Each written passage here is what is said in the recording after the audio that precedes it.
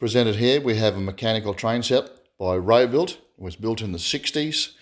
It has a number 52 locomotive. It has a VR tender and it has 2 carriages.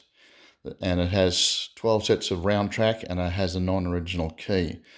Right at the moment, the locomotive is wound and all my wife has to do is take the brake off it and give it a little bit of a push and away it'll go. Off you go. There we go.